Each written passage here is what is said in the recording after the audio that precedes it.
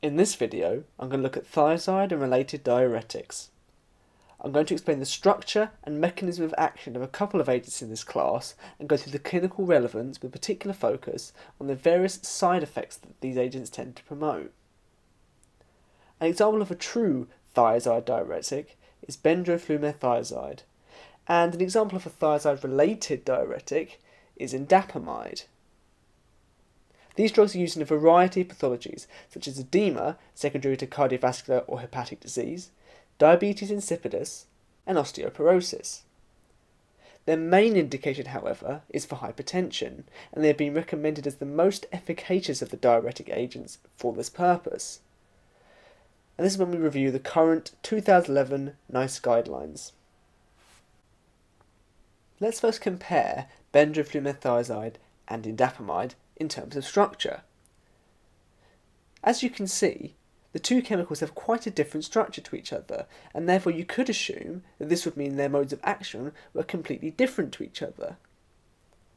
Well, this is actually not the case, and both types of drugs exhibit the same pharmacodynamics and possess almost identical efficacy for the physiological changes that they promote.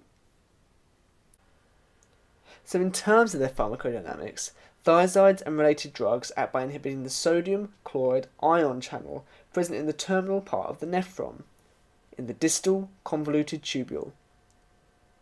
This ion channel is termed a symporter, and it allows the migration of sodium and chloride ions from the lumen of the tubule, where the filtrate is, into the cells lining the tubule wall. The thiazide and related agents exert their effect mainly in the early part of the distal convoluted tubule, and the net effect of the drugs is to form a tubular fluid and, which, to reiterate, this is the stuff which will soon become the urine, which is high in sodium chloride. This will subsequently, by osmosis, draw water into the tubular fluid, cause water to be lost from the body, and therefore lead to a formation of a dilute urine. It is worth mentioning that some sodium is reabsorbed back at the proximal convoluted tubule as a compensation mechanism, and in this situation potassium ions tend to be excreted into the urine to allow this process to occur. Overall, however, we can say that the agents lead to a moderate natriuretic effect, causing a net loss of sodium.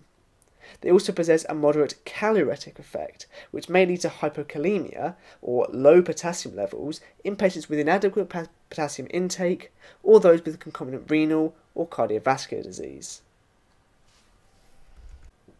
We can see the overall effect of the thiazide agents is to decrease blood volume, which leads to a decrease in total peripheral resistance, and therefore leads to a decrease in cardiac output.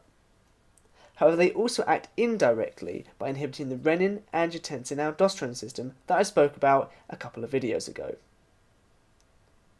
In terms of their pharmacokinetics, the thiazide and related agents are very efficacious through the oral administration route, possessing anywhere from 70 to 100% bioavailability depending on the agent used.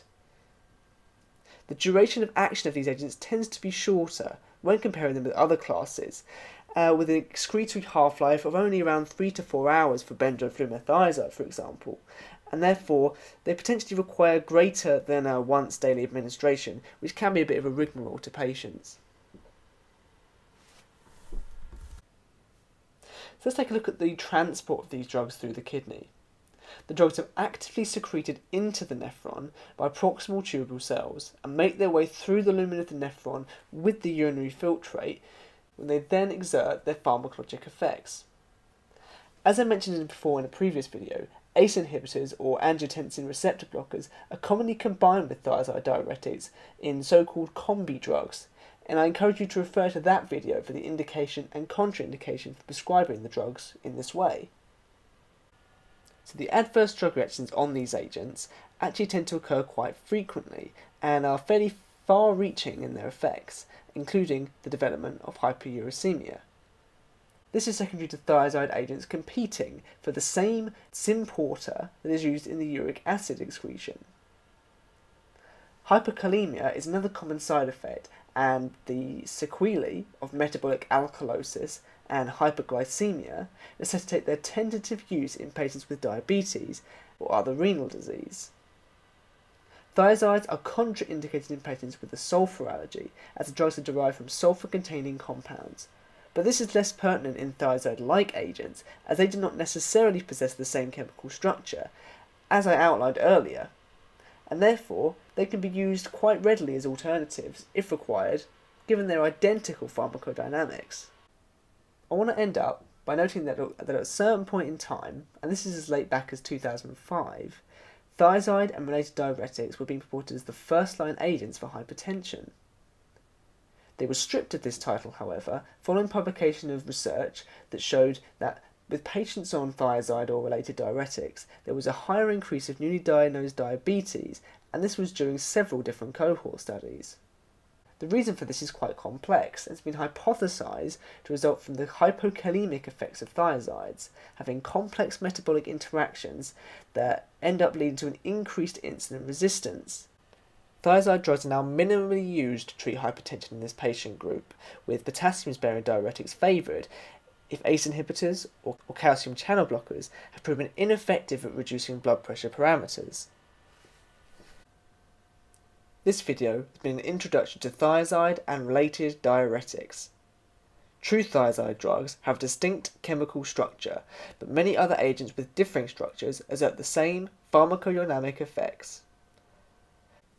Thiazides are used chiefly as antihypertensive agents, but have widespread additional uses, from being used for calcium-containing kidney stones, to edema secondary to liver cirrhosis or congestive heart failure. Common adverse drug reactions include hypokalemia and potential for development of serious metabolic alkalosis due to direct consequences of the desired pharmacological effect being brought about. So that's it. You've now reached the end of this playlist of videos giving a basic overview of cardiovascular pharmacology. I hope you found this series useful and encourage you to re-watch these videos as much as you wish to get a good grasp of these fundamental pharmacological concepts. I hope you'll join me again in a future playlist where I'll explore further pharmacology with particular relevance to clinical practice.